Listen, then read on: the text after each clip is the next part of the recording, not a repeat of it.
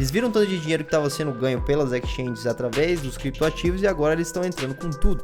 A gente viu isso acontecendo, vários bancos fechando, etc. E quem diz que isso não é um trabalho coordenado justamente para o FMI entrar em ação e falar, tá vendo?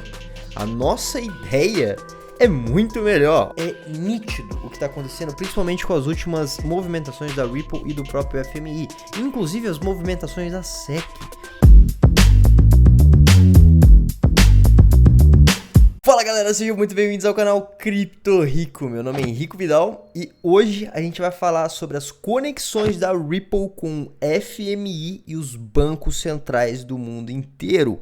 Banco Mundial, etc. Muita coisa está envolvida nisso daqui que é muito importante você saber se você investe não só na XRP, como também em todas as criptomoedas, porque você precisa saber qual tecnologia que essas pessoas que literalmente dominam o mundo estão procurando para adicionar no sistema financeiro mundial. Então por isso mesmo que você tem que seguir esse canal, se inscreve aqui, deixa o like nesse vídeo, comenta aqui embaixo também para ajudar no algoritmo e também compartilha com os amigos para que todos recebam o melhor conteúdo de criptomoedas da internet. Vamos direto aqui para a conexão da Ripple com o FMI e os bancos centrais. Esse Anders escreveu em 10 de junho de 2019 esse artigo, então é bem legal a gente ver desde aquela época já ter esse tipo de rumor e agora tá se mostrando real, como por exemplo no último vídeo que eu postei. Se você não viu esse último vídeo, clica aqui em cima no izinho aqui em algum lugar aqui, não sei qual que é o lado, e também tá na descrição do vídeo, então vai lá na descrição para você ver isso daí, beleza? Então olha só que doideira, né? Qual é a conexão entre o FMI, os bancos centrais e a Ripple? Ao analisar diferentes discursos de Christine Lagarde, chefe do Fundo Monetário Internacional, FMI, além de testemunhar a Ripple realizando reuniões e aparecendo em reuniões de bancos centrais, tem uma forte suspeita de que existem envolvimentos profundos entre essas três entidades. E agora a gente viu que realmente existe, né? Ontem mesmo a gente viu que a própria Ripple e a Stellar adicionaram ali uma plataforma do próprio FMI, chamada XC. Então se você não viu esse vídeo, eu encorajo muito você ver porque é muito interessante. Acredito que a Christine Lagarde revelou informações sobre como o FMI prevê como será o futuro do sistema financeiro. Acredito que grandes mudanças virão. Em suma, o FMI prevê que eles terão um papel mais central no futuro, bem como um papel mais central para os bancos centrais do mundo. É como se fosse o banco central dos bancos centrais. É literalmente o Banco Mundial, né? A primeira conferência de discussão nesse artigo foi a Bretton Woods at 75, celebrando os 75 anos do FMI e do Banco Mundial. Aqui obtivemos algumas informações interessantes do painel de discussão com o nome Representando a Cooperação Internacional. É esse vídeo aqui, inclusive está aqui na descrição, e é esse vídeo aqui. Tem alguns pontos muito importantes que a gente vê nessa conferência e tudo, e eu acho muito legal vocês verem, tá no próprio YouTube do IMF, né, Fundo Monetário Internacional, International Monetary Fund.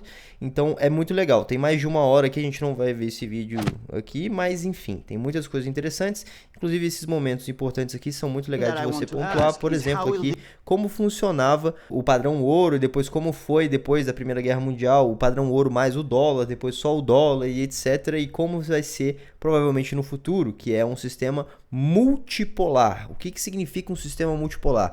Um sistema multipolar é basicamente várias moedas de liquidez, é exatamente o que está sendo discutido agora, é exatamente o que estão falando em várias conferências, em vários lugares, que provavelmente não vai só ter mais só uma moeda de liquidez mundial, como o dólar, pode ter várias outras moedas, inclusive agora com o sistema blockchain, com as CBDCs, com o sistema digital e tudo isso aí, vai ser muito mais fácil se tornar real. Então é interessante a gente ver essa apresentação aqui para que a gente entenda um pouco mais o que está vindo pela frente. O foco estava como o dólar americano como moeda de reserva mundial é algo que não é ideal para o sistema financeiro global. A segunda mensagem que foi dada ao longo do painel de discussão foi a necessidade de uma estrutura de poder mais igualitária entre as principais moedas, dólar, euro e renminbi, o que significaria efetivamente uma redução do papel global do dólar. Uma relação multipolar entre as principais moedas seria a estrutura preferida. O painel recebeu representantes da União Europeia e da China, representando o euro e o renminbi. O estranho no painel de discussão foi uma senhora que discutiu a necessidade de inclusão financeira no México. O que despertou meu interesse foi a menção do plano Triffin e ao plano Keynes da conferência. Podemos imaginar um papel novo e ampliado para o FMI, adaptando e modernizando algumas ideias antigas do que é chamado de plano Keynes e plano Triffin. Se você pesquisar a definição do plano Keynes, bem como do plano de Triffin, encontrará algo interessante. O plano de Keynes, um conjunto alternativo de propostas para as instituições monetárias internacionais propostas por John Maynard Keynes, 1883 até 1946, nas negociações de Bretton Woods sobre arranjos monetários pós-guerra em 1944. O plano Keynes teria envolvido a criação de uma unidade monetária internacional, o Bancor.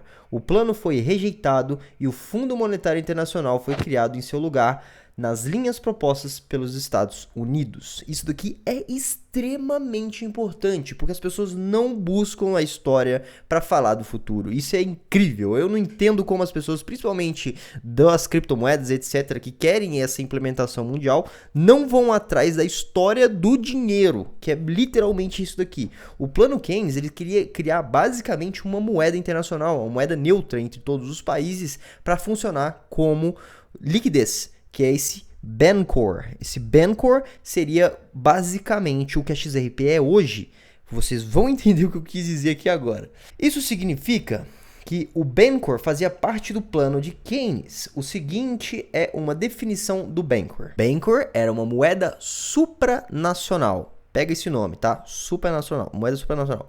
Que John Maynard Keynes e o E.F. Schumacher conceituaram nos anos 1940 e 1942, que o Reino Unido propôs introduzir após a Segunda Guerra Mundial. O nome foi inspirado no Banco Francês, ou Banco de Ouro. Essa moeda supranacional recém-criada seria então usada no comércio internacional como unidade de conta dentro de um sistema de compensação multilateral, a União Internacional de Compensação, o que também teria que ser fundada. Ou seja, eles queriam essa moeda em um sistema basicamente descentralizado, muito entre aspas, tá? Porque era extremamente centralizado nessas maiores potências que tinham pós-Segunda Guerra, né? Porém, o que acontece? A ideia de uma moeda supranacional já existe desde 1940. Então, eles já estavam caminhando para isso. E principalmente com o mundo extremamente globalizado que a gente vive hoje, isso daqui faz mais sentido do que uma única moeda como rei de todo mundo, que é basicamente o dólar, né? Muita gente tem interesse nisso, de fazer o dólar continuar lá em cima, e por isso que acontece várias coisas no mundo que ninguém está entendendo o que está acontecendo, como por exemplo o que está acontecendo agora, nesse instante, lá naqueles países que a gente já sabe, né? Que é azul com amarelo e tal, e o outro que é vermelho, né? Então assim, vocês têm que entender que a situação é muito mais complexa do que a gente imagina, mas vamos que vamos, né? Uma moeda supranacional fazia então parte do plano Keynes. Agora aqui está algo adicional que também me chamou a atenção. O XRP foi rotulado como uma moeda supranacional em um documento oficial que discute as moedas fiduciárias digitais. Isso é exibido no documento, onde XRP é descrito da seguinte forma. O que acontece? Esse documento está fora do ar. Esse documento aqui, ele foi proibido pra gente. Olha aqui, ó. Se a gente descer aqui, a gente vê Document is not available for public viewing. Ou seja, o documento não está disponível para o público. Então, o que eu tive que fazer? Uma engenharia reversa muito louca aqui para encontrar esse querido documento. Tadá! Achamos. Digital Fiat Currency, DFC, for everyone and for now. Ou seja, moeda fiduciária digital. Para todo mundo e para agora.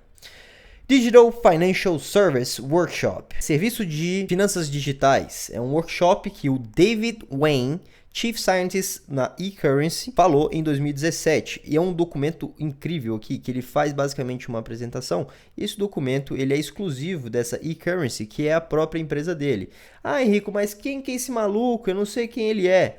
Esse daqui é o famoso David Wayne. Ele é presidente da ITUT.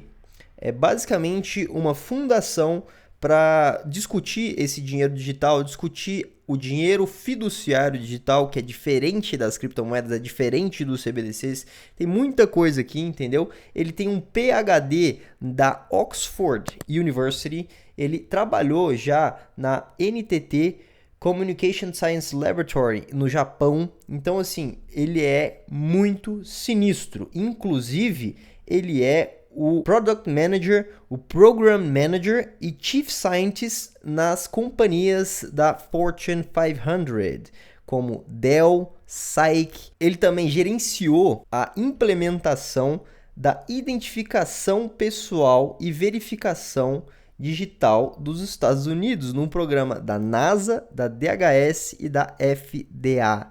Então, assim, ele é muito sinistro, ele já fez muita coisa e ele fundou a eCurrency, né? Essa eCurrency que a gente está vendo. E várias outras coisas. Isso aqui também vai estar aqui para você, se você quiser ler isso daqui, você lê. Tranquilo, a gente não vai ficar passando muito além disso. Então, o que ele falou nesse documento, né? Aqui embaixo, o que ele fala que esse dinheiro fiduciário digital seria, né? Ele fala que é emitido pelo Banco Central, é um dinheiro fiduciário, é moeda legal, tem uma denominação soberana e também ela encaixa nos 3 testes de moeda circulante, né, currency, que é um meio de troca, uma reserva de valor e uma unidade contável. Então, o que não é o Digital Fiat Currency, né? O que o DFC não é? Uma cryptocurrency, que é uma criptomoeda, como o Bitcoin, ou seja, Bitcoin foi referenciado aqui como criptomoeda. Uma Private Digital Currency, que é uma moeda digital privada, como a Citicoin, que é do Citibank, e do Settlecoin, que são de outros bancos, etc. E aqui está o jogo, aqui está o ponto. Supranational Currency, Ripple XRP. O que isso significa? Esse cara, que ele é cabecíssimo, né? Sinistro, ele acabou de denominar a Ripple XRP como uma moeda supranacional. Supranational Currency. E se esse cara está envolvido em tanta coisa relacionada a isso, ao dinheiro digital, ao CBDC, como que ele falaria que é uma moeda supranacional, a Ripple XRP, sendo que agora eles estão falando que é um contrato imobiliário? Vocês não entenderam ainda o jogo, né, da SEC, né? Se vocês acham que realmente é um contrato imobiliário, vocês não entenderam nada do que está acontecendo. Mas tudo bem, esse é o ponto importante que a gente queria ver nesse documento. Supranational Currency, Ripple XRP, ou seja, ele chamou a Ripple XRP de uma moeda supranacional. Vamos voltar lá. Beleza. O que também exibe que o Bitcoin sendo rotulado como uma criptomoeda. Rótulos específicos são importantes, especialmente em documentos oficiais. Qual é então o plano de Keynes Triffin? Uma solução radical é criar uma nova organização internacional, um banco central internacional, ao qual seriam entregues as reservas cambiais de todos os países. Esse é o plano Keynes Triffin sobre liquidez internacional. O maior obstáculo para uma implementação seria a relutância dos países em abrir mão de sua soberania sobre as reservas, mas pode ser considerada uma proposta para dar um pontapé inicial em negociações futuras. Aqui a gente vê outro documento onde ele fala aqui do plano Keynes Triffin, né? E na liquidez internacional. A gente não vai ler isso aqui porque está em inglês, mas eu recomendo muito vocês lerem isso daqui, porque é extremamente importante para vocês entenderem o contexto disso tudo que eles querem fazer, que é um plano de moeda mundial, etc., que já é discutido há muitos anos, tá? Então, esse plano aqui é realmente, de certa forma, até um pouco assustador, mas tudo bem. Seria essa, de fato, uma solução radical para os bancos centrais entregarem suas reservas internacionais ao FMI? Agora, não é certo que o FMI visse o acordo em toda a sua extensão, mas provavelmente alguma versão alterada dele. Pelo que foi dito mais tarde na conferência, fica claro que o FMI se vê como tendo muito mais poder no futuro, no que diz respeito a lidar com os pagamentos entre bancos centrais do mundo. Na conferência, foi declarado o seguinte: você poderia imaginar que o FMI poderia centralizar os acordos de compartilhamento de reservas administrando uma facilidade de reserva global no FMI, talvez aproveitando os direitos de saques existentes. o FMI também poderia tentar multilateralizar as partes descentralizadas e a rede amplamente discricionária de linhas de swap bilaterais, seja atuando como uma câmara de compensação de contraparte central para essas linhas de swap bilaterais e absorvendo parte do risco de contraparte ou oferecendo a si mesmo seu próprio mecanismo de swap de curto prazo. O que é um mecanismo de swap de curto prazo? Pode ser a XRP. Esse que é o ponto. Olha aqui, ó. Fica assim evidente a forma como encaram o FMI como contraparte dos bancos centrais. Argumentou-se que o FMI poderia essencialmente reduzir o risco soberano entre os bancos centrais, pois se o FMI absorvesse o risco em vez dos bancos centrais, eles poderiam reduzir o risco para os bancos centrais como um todo. Foi apresentado da seguinte forma: o FMI poderia aparecer como um intermediário entre o Federal Reserve, já que estamos falando de dólares e outros bancos centrais. E por que eu digo que é um intermediário? É porque muitos países, digamos Índia ou Brasil, gostariam de se beneficiar de linhas de swap, porque o Federal Reserve se preocupa com o risco soberano.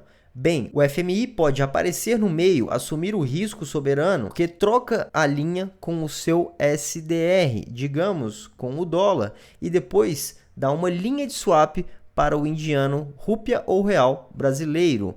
Portanto, o FMI arcando com o risco soberano. E aqui é o PowerPoint lá que eles mostraram naquele vídeo. E é interessante vocês verem para vocês entenderem isso aqui da boca dos caras, filho. Na foto acima, tirada do painel de discussão, você pode observar como o FMI prevê todo o arranjo. Preste atenção especial à seção FMI no centro e à visualização da nova facilidade de depósito de reservas. O que você vê é o FMI estando no centro entre os bancos centrais. O depósito de reserva provavelmente seria o SDR. O SDR desempenharia então um papel central no novo sistema financeiro. Eles continuaram com a questão das linhas de swap bilaterais no painel de discussão. Um comentário foi feito por Ricardo Reis e uma resposta reveladora de Christine Lagarde se seguiu. Ricardo Reis: uma dificuldade com as linhas de swap, conforme estão sugerindo, é que elas são bilaterais e discricionárias. Não só existem como uma tigela de espaguete, mas também um espaguete que pode se quebrar facilmente, especialmente durante uma crise. Christine Lagarde: seremos a lasanha da tigela de espaguete. Que doideira, né? A relação de linhas de troca ineficientes hoje é exibida na figura acima. É uma loucura aqui, ó. A gente pode ver como é que funcionam as linhas de crédito, né? Aqui é o mundo, realmente. E olha só como é que funcionam essas linhas de crédito. Elas vão para todo lado. É bizarro. Como observação, ao utilizar o XRP como uma ferramenta de liquidação entre bancos centrais, não haveria necessidade dessas relações bilaterais complexas com linhas de swap. Tadã! Ou seja, a gente tira todo esse sistema velho que não funciona, que só bagunça todo mundo e bota um único XRP. Entendeu? E dessa forma a gente consegue trazer muito mais eficiência para tudo isso.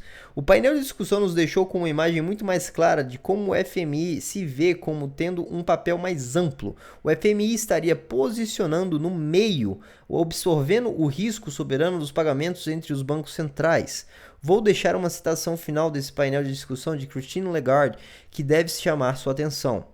Então, o que você está me dizendo é que deveríamos voltar à prancheta, porque realmente exploramos por um período de tempo uma combinação de um produto financeiro de linha de liquidez que poderíamos montar e que aborda as questões do mercado emergente, economias que estão, de certa forma, deixadas de fora do jogo, e também iremos considerando muito aos bancos centrais. Descontentamento, digamos assim, como poderíamos fazer isso, que é meio que atuar como uma plataforma de que, certa forma, assumiria toda a parcela de risco soberano, por assim dizer. No próximo vídeo de discussão foi a palestra de abertura do Festival Fintech de Singapura por Christine Lagarde. É recomendável assistir. Isso daqui também é muito interessante, vocês têm que ver esse vídeo, tá? Vocês podem clicar direto no documento também que está aqui embaixo, né? Eu tô com o link disso aqui embaixo, então vocês podem ler o que eu tô lendo e clicar nesses vídeos aqui. Como o dinheiro está mudando com essa nova tecnologia? Estamos em uma virada histórica. Você, jovens ou não tão jovens, não importa, mas empresários ousados, reunidos aqui hoje, Vocês não estão apenas inventando novos serviços, estão reinventando a história do dinheiro. Você está desenhando um futuro completamente novo. Na verdade, estamos todos em processo de adaptação. A parte realmente interessante de sua palestra foi como ela prevê o papel crescente dos bancos centrais no futuro, e ela nos forneceu um exemplo de compra de pizza. Vamos voltar para a nossa pizza. Espero que até lá ainda esteja quente. Quando você compra com um clique de um botão, o seu banco transfere fundos para uma moeda digital mantida no Banco Central. Por sua vez, o Banco Central imediatamente o repassa ao banco do supermercado, que acreditaria nas contas do supermercado. Tudo isso em uma fração de segundos, quase de graça e qualquer hora. Você vê o que acabou de acontecer? O Banco Central é agora o intermediário de confiança. O que Legard está transmitindo é que o Banco Central é o intermediário confiável, não o seu banco pessoal. Isso seria válido para pagamentos domésticos e internacionais, já que o exemplo que ela nos forneceu foi uma compra doméstica de pizza. Todos os pagamentos seriam assim encaminhados através dos bancos centrais, onde o dinheiro está guardado, como afirmou. Ela também mencionou como os bancos comerciais podem não fornecer a segurança necessária devido à sua natureza voltada para o lucro. Empresas privadas podem investir pouco em segurança, na medida em que não medem o custo total para a sociedade de uma falha de pagamento. A resiliência também pode sofrer. Com apenas alguns elos nas cadeias de pagamento, o sistema pode parar de funcionar se algum dos elos realmente estiver se deteriorando, se houver uma falha, uma falência ou uma empresa ser retirada do mercado. Minha opinião sobre essa afirmação é que se tiver pagamentos instantâneos no futuro, a segurança se torna uma questão de extrema importância, pois o dinheiro pode ser transferido instantaneamente, com um período de tempo muito curto para reagir. Eu assumiria que a natureza lucrativa dos bancos levaria a um subinvestimento em segurança em alguns bancos comerciais. E para mim, é claro que isso é bem compreendido. Outros problemas imprevistos também podem ocorrer, como bancos fechando. Os bancos centrais, por outro lado, não seriam motivados pelo lucro nesse sentido, de modo que seriam fornecidos investimentos de grande escala em segurança e sistema de pagamentos e liquidação instantâneos. E aí que está o ponto. A gente viu isso acontecendo, vários bancos fechando, etc. E quem diz que isso não é um trabalho coordenado justamente para o FMI entrar em ação e falar, tá vendo? A nossa ideia é muito melhor. Olha o tanto de banco que está fechando aí nos Estados Unidos, olha o tanto de banco que está fechando no mundo inteiro, olha o tanto de coisa que está acontecendo com esses bancos que não respeitam ninguém, e realmente não respeitam, tá? Não estou defendendo nenhum banco aqui, todos os bancos para mim são máfias, mas tudo bem.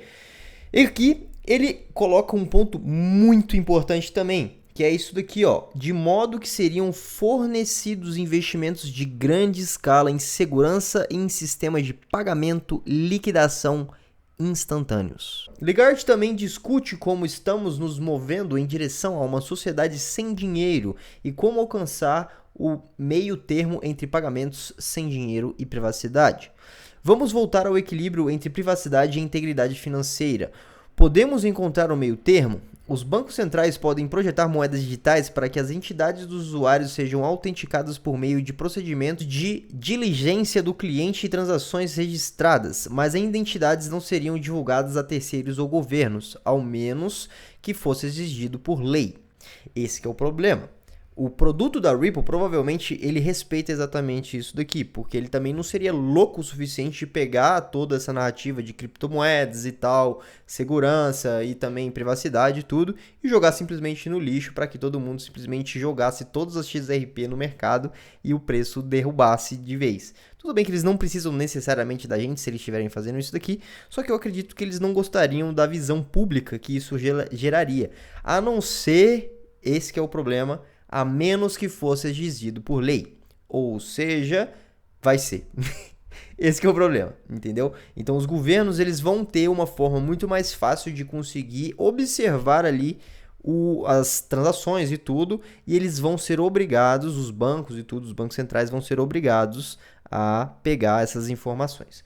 Mas enfim, vamos continuar aqui. Essa seria a maneira de manter as transações anônimas em uma sociedade sem dinheiro. Todas as transações são registradas e mantidas em sigilo, a menos que seja exigido por lei. Vamos passar para a Ripple. Não é segredo que o FMI e a Ripple já foram vistos juntos em diversas ocasiões, como em conferências e festivais, assim como o Swell. Mais notavelmente em Singapura, quando Brad Garlinghouse e o ex-conselheiro geral adjunto do FMI, chamado Ross Leckow, estavam sozinhos no palco. O momento mais notável daquela aparição no palco foi quando o Brad perguntou se o FMI manteria criptoativos no fundo. Se você não viu a reação, assista aqui, aos 29 minutos e 20 segundos. Acredite, vale a pena. Vamos assistir essa parte aqui, eu coloquei um pouco antes dos 29 minutos ali e 20 segundos, só que vocês vão ver o quanto que isso daqui é nítido na cara de todo mundo e poucas pessoas estavam percebendo isso naquela época. Isso aqui faz bastante tempo, tá? Isso aqui faz bastante tempo, eu já vi essa entrevista inclusive e recomendo vocês verem essa entrevista por completo, porque faz muito sentido tudo que eles fazem e dá basicamente um gostinho pra gente ver o futuro que vai acontecer aí com o sistema financeiro mundial. About that and think, look, there's no way it's going to happen. They're too conservative. And I think what you're seeing is, two things happening. One is banks are seeing that a lot of money is being made by digital asset exchanges globally, and banks are profit motivated. The second, and as we've talked about up here, certainly Ross has made very clear, is regulatory clarity and regulatory frameworks enable banks and financial institutions to lean into these markets. And I think we will surprise ourselves by this time. And by the way, I'll also predict that it will be banks in the ASEAN markets where there is this regulatory clarity and there is a lot of progressive forward thinking. They'll be the first to actually allow for crypto assets custody in their accounts. Vocês viram o que ele falou? Que provavelmente os bancos estão entrando nas criptos porque eles viram quanto que as exchanges estavam fazendo dinheiro. E é justamente por isso também que as exchanges estão sendo atacadas. O governo trabalha pelos bancos, porque os bancos mandam nos governos. É exatamente assim que acontece. A BlackRock manda em tudo, por exemplo. Ela é um fundo de investimento. De onde o fundo de investimento tira o dinheiro para seus investimentos e de onde o fundo de investimento faz com que o seu dinheiro seja guardado? Nos bancos. Então, existem as instituições gigantescas que controlam os bancos e os bancos controlam os governos. É basicamente assim que funciona. Money talks! Money talks! Então, assim, eles viram tanto de dinheiro que estava sendo ganho pelas exchanges através dos criptoativos e agora eles estão entrando com tudo. Eles querem quebrar todo esse sistema descentralizado de exchange, de etc. e fazer com que todas as criptos sejam centralizadas neles. E é exatamente isso. E aí vem a pergunta, né, que ele faz aqui pro ex-conselheiro do FMI aqui sobre os criptoativos. Olha só, presta atenção. You want to take one? Go for it. The first one's for you. IMF. Do you see IMF holding crypto assets in the future? I did not put that up there. Remember, I'm from the legal department. I'm supposed to be very conservative about these things. I don't want to go into great details about Maybe the I IMF. should take what the IMF is going to do. I think we stunned Ross into silence with that one. For that to happen, okay, under the current legal framework, some country would have to use a crypto asset as its currency. Which goes to the next question that was on the list, actually. Will central banks issue digital currency become a reality in the next few years? Well, again, there's a lot of work being done this through by a number of central banks in different, regions of the world. I think generally speaking, many of these central banks are coming to the conclusion that they don't see the benefits right now of doing it, but they're very seriously considering the use case. And I think as work proceeds, they maybe the possibility may increase. Particularly the Bank of Canada with its Project Jasper experiment has realized that a central bank digital currency on its own may not offer benefits now, but when combined with other things like the security settlement system, the use cases begin to emerge. So let's keep an open mind. Vocês viram o que ele falou aqui agora? Isso foi em 2018, tá? 5 anos atrás. 5 anos atrás, as pessoas estavam começando a sentir o gostinho da blockchain, entender que isso tudo pode fazer, eles já tinham a ideia de um CBDC, de um Central Bank Digital Currency, moedas digitais dos bancos centrais. E é exatamente isso que ele falou, que agora, nesse momento, em 2018, não faria sentido. Porém, hoje a gente vê o tanto de moedas digitais que estão sendo produzidas no mundo inteiro através dos bancos centrais. E é exatamente por isso que faz total sentido esse artigo que eu estou lendo para vocês. Porque tudo que está acontecendo é isso daqui.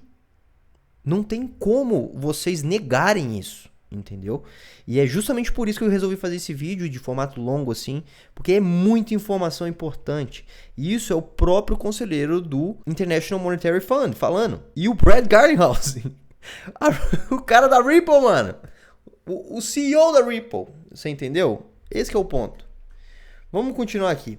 Achei divertido como a pergunta o deixou desconfortável. Está claro por sua reação que era uma pergunta que ele não queria responder e um longo silêncio se seguiu antes que ele fornecesse uma resposta. Isso provavelmente significaria que algo está sendo planejado e que não temos conhecimento em relação às criptomoedas e ao FMI. Conexão com o SDR? Na sequência da ligação ao FMI, creio que o FMI é quem está organizando reuniões entre Ripple e os bancos centrais. Achei confuso que a Ripple tenha conseguido organizar uma reunião em Nova York para uma dúzia de bancos centrais. Como eles conseguiram isso? Quem você chama para reunir um monte de bancos centrais quando você é uma empresa privada de pagamentos como a Ripple? Acredito que o FMI organizou essa reunião para a Ripple com a intenção de tentar levar a tecnologia da Ripple aos bancos centrais. E o que encontramos? A primeira apresentação da reunião foi feita pelo FMI. Na recente conferência do Banco Nacional da Suíça, alguns representantes financeiros de alto nível estavam reunidos. Muitos representantes eram de bancos centrais, bem como o chefe do Banco de Compensações Internacionais e, claro, o FMI. Christine Lagarde estava presente e Brad Garlinghouse era o único representante do setor privado sentado à mesa à frente. Brad fez uma apresentação da tecnologia da Ripple para toda a sala. Na Bangkok Fintech Fair de 2018, Sagar Shahbiai da Ripple afirmou que a Ripple está trabalhando em uma estreita colaboração com 40 a 50 bancos centrais. 40 a 50 bancos centrais. Vocês entenderam o tamanho disso, gente? Meu Deus, vamos lá. Voltando aqui. Essa foi uma declaração muito forte na época, já que apenas alguns bancos centrais eram conhecidos por trabalhar com a Ripple. Christine Lagarde também chamou a Ripple de disruptora no passado. Por que ela destacaria a Ripple dessa forma? Agora, o que está acontecendo entre Ripple, o FMI e todos esses bancos centrais? Acredito que o FMI percebeu o potencial da tecnologia que a Ripple possui e que eles estão tentando ativamente fazer com que os bancos centrais e outras instituições financeiras adotem a tecnologia. Também acredito que o FMI percebe que o papel que eles veem para o FMI pode se tornar realidade utilizando a tecnologia que a Ripple tem a oferecer. Isso só faz sentido para mim no caso deles usarem o XRP de alguma forma, porque o FMI conseguiria o Ripple em todos os lugares. A Ripple é simplesmente uma empresa de pagamentos. Um dos principais papéis do FMI é conseguir as taxas de câmbio estáveis entre as moedas. Eles poderiam vincular o SDR ao XRP para liquidação. O XRP pode ser o Bancor? Também acho apropriado que o FMI veja os bancos centrais como muito mais centrais no futuro para o sistema financeiro. É provavelmente por isso que a Ripple continua tendo todas essas reuniões com bancos centrais. Eles estão tentando criar esse relacionamento com o FMI no centro de todos os bancos centrais, onde todos os pagamentos são encaminhados pelos bancos centrais, provavelmente para segurança e também para rastreamento de transações. Acredito que o novo sistema financeiro está sendo implementado onde o FMI, os bancos centrais e a tecnologia Ripple com XRP estão no centro. Isso é simplesmente genial, porque é exatamente o que a gente está vendo agora. Isso foi escrito em 2019, então ele estava realmente observando já tudo o que estava acontecendo, esse Anders, né? E colocou pra gente e muitas pessoas passaram despercebido por isso. Então, assim, é nítido o que está acontecendo, principalmente com as últimas movimentações da Ripple e do próprio FMI, inclusive as movimentações da SEC. Por quê? Porque com um FMI e uma moeda como o Bancor, né, ou a própria XRP, como a moeda neutra entre tudo isso, entre mais de não sei quantos bancos centrais que fariam as compensações com o XRP, o dólar se torna só mais uma. Esse que é o ponto. Eles não querem, os Estados Unidos não quer que isso aconteça. Os Estados Unidos está pirando com a ideia do dólar perder o valor. E o dólar hoje é basicamente uma fraude. O dólar hoje só tem valor porque eles geram liquidez com o petróleo. É o petrodólar. O dólar não tem valor intrínseco. Ele é uma moeda baseada na confiança. Então, assim, isso faz muito sentido de acontecer e faz muito sentido eles estarem movimentando dessa forma, porque dentro dos bancos centrais é a única forma de você tomar o poder dessa forma. Por quê? Porque hoje, basicamente, isso muito entre aspas, tá? Isso aqui só como uma forma de explicação aqui para vocês. Hoje, basicamente, o Federal Reserve é o Banco Central Mundial, entre aspas, muito entre aspas. Por que eu digo isso? Porque o dólar, como reserva de liquidez mundial, ele manda em todo mundo. E é por isso que os Estados Unidos têm sua soberania tão grande hoje em relação ao resto do mundo. Porque o dólar está no centro. O dólar está no centro. E com o dólar no centro, o Federal Reserve manda no mundo. Todas as políticas monetárias que o Federal Reserve faz lá afeta o mundo inteiro. Por exemplo, vamos supor que aqui o Banco Central do Brasil simplesmente metesse o louco e desvalorizasse a moeda até zero. Acabou o real. Um real hoje não vale nada, tá? Pra você comprar, sei lá, esse monstro aqui, você precisaria de 6 milhões de reais, por exemplo. Pro mundo, isso não importa.